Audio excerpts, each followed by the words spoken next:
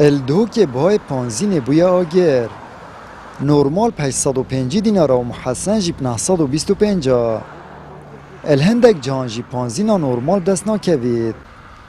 ات همان دمج دارجه که کمش پانزینا 606 دیناری گهیت چند پانزین خانکا و سراجی چند کیلومتر کان درشت بید.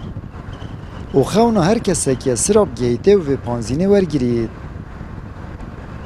حیات ما خرب سرایه بچو.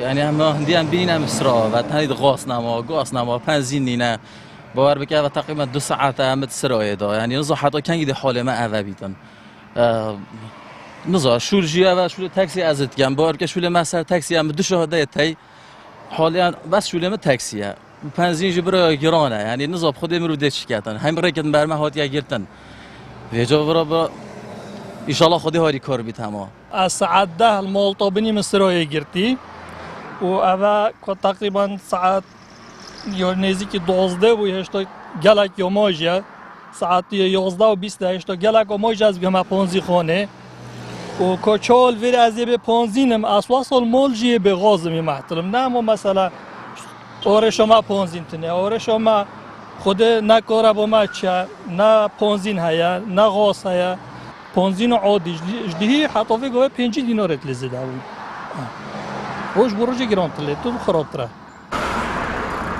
اجبلی بلندبونا بهای پانزین قیران و غازه جی پارزگاه دهو که وگرتیه.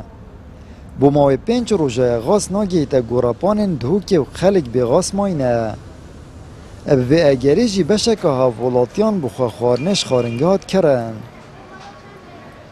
خود برا ما دخل چی کرد خودش خلکی نه تمام بگاه وی باجری دور پیش کن سیاج کن بجن هر روز 20 ده در کفن کسی دی چنابید ما دخل چی کرد خلکی فقیره خلکی هجاره خلکی بده صلاته خود دی سرابی جار عمر مچو باب مجی استاد چون هبوجی دی چی بید ام جهاد این چه نبو مباره عیال مجی باوش مازم بو باش چه نبویا جانزا نوید من نوید شرکت مده چلید اما بچیکاتی حتی گام سرافه عمر ما خیلی سرافه چون افرین مسپیونه سربوز بو پشت قوز بو اشتام بسرافه انشالله خود واسراش مفکت خود عدالت که پیدا کرد انشالله بو من زایندی بخود چکین کی مبرد بد چا مبرد بد بر سینگه بر چاوه مدروم من بخود چکین اما که وصابید خلی سریه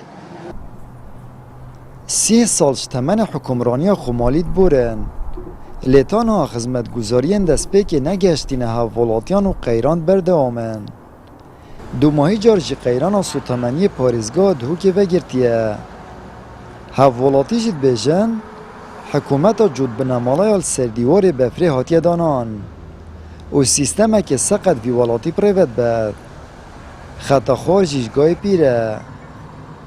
آمد بریفکانی کنال آسمانی پیام دهوک